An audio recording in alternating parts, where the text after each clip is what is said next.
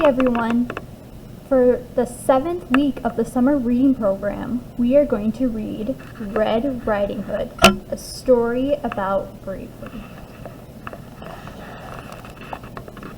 In a quiet village, along a cobblestone path lined with ivy, stood a cottage.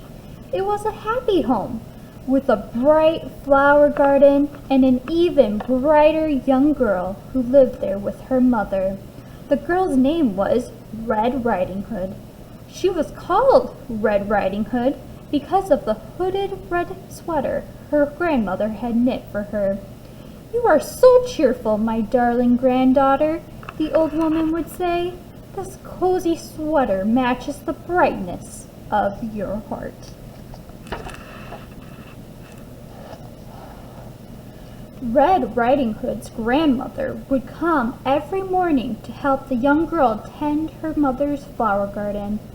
"Grandma, one day I want to have my own flower shop so I can sell daisies because they're your favorite flowers," Red Riding Hood would say. Her grandmother would always smile, "And I'm sure one day you will." Then one morning, something odd happened. Red Riding Hood's grandmother did not come. "Sweetheart, Grandma is ill," said Red Riding Hood's mother. "She won't be able to visit today." And she looks a little bit sad, doesn't she? "Maybe a bouquet of her favorite daisies will help her feel better," Red Riding Hood exclaimed. "That's a wonderful idea," her mother said. "I will send you with some soup and bread as well, but you must promise to be careful on your way to Grandma's cottage. There are wolves in the woods." "I promise," said Red Riding Hood. Soon the young girl was skipping along the wooded path, holding a woven basket filled with goodies. No one could mistake her cheerful red sweater as she went, especially not the pair of wily eyes that spotted her through the trees. Who was that? "That child is a perfect, plump morsel to fill my stomach," thought the big bad wolf as he hungrily eyed Red Riding Hood. He rustled through the bushes, ready to pounce. "Who's there?" Red Riding Hood called when she heard the noise. She remembered her mother's warning and grabbed a large stick to hold high. This one has spunk," the wolf thought. "How much easier would it be to gobble her up if she were caught off guard?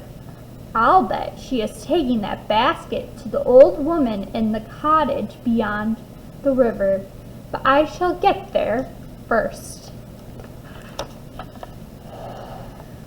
Quick as the wind, the wolf raced through the forest.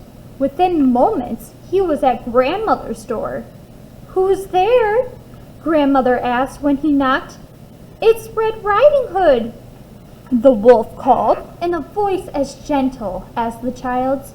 "My darling girl," Grandmother replied, "come in. The door is unlocked." So she doesn't know that the wolf's there. When the old woman saw the ghastly wolf instead of her granddaughter, she fainted from shock.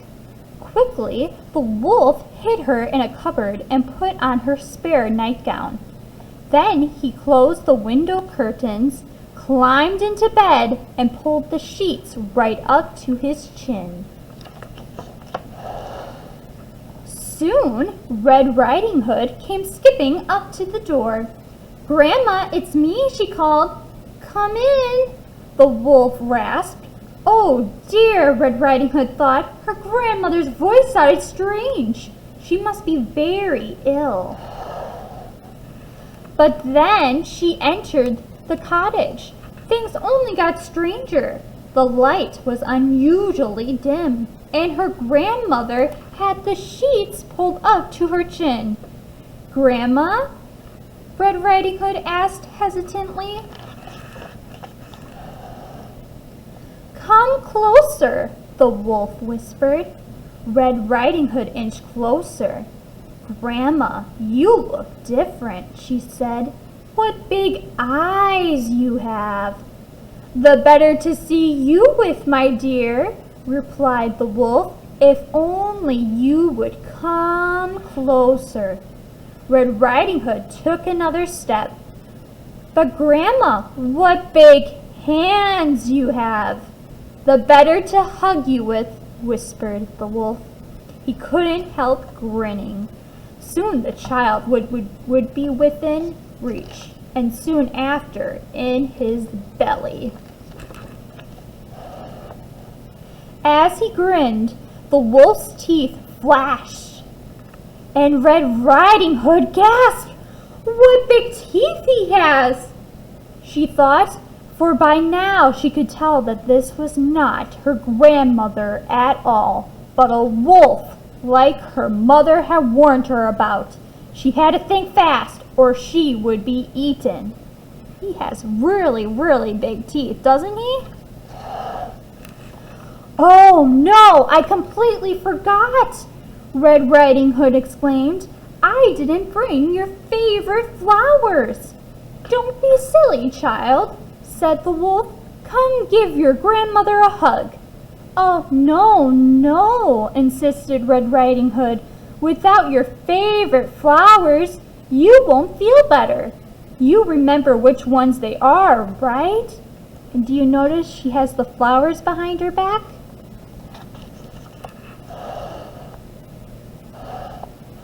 Now the wolf paused. He didn't have the faintest idea which flowers were the old woman's favorite, but if he said so, the girl would catch on and run away. "Fine, fine," rasped the wolf. "Go pick my favorite flowers, but then come right back." Leaving her basket of goodies on the floor, Red Riding Hood raced out the door. But instead of fleeing back home, she crept around the back of the cottage to an open window. "Grandma must still be inside," she thought, "and I must help her." Meanwhile, the wolf eyed the basket of treats. His stomach rumbled. "I have not eaten in 3 days," he thought. "I suppose a small snack would do me well before the main course." Swiftly, the wolf devoured the treats. He was so busy munching, he never noticed the small girl in the red sweater sneak in the back window and free her grandma from the cupboard.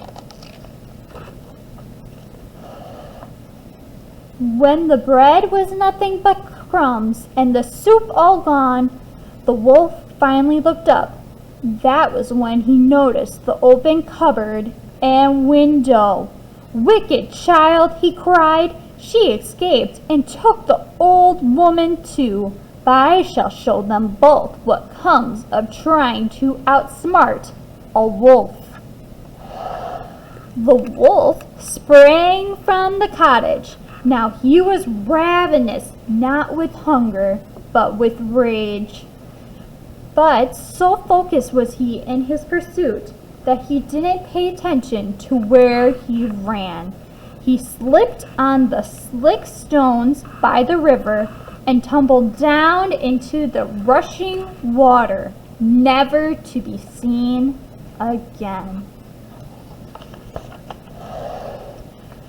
Back in the village, Red Riding Hood told her mother the whole story. "Thank goodness you are both safe," her mother exclaimed. "But how did you outsmart that nasty wolf?" "He couldn't tell me Grandma's favorite flowers." Red Riding Hood pressed a fresh bouquet of daisies into her grandmother's hand, "and I insisted I needed to pick some." "My darling girl," said Red Riding Hood's grandmother, "now I see that your beautiful red sweater matches not only the brightness of your heart, but the bravery within it as well." The end.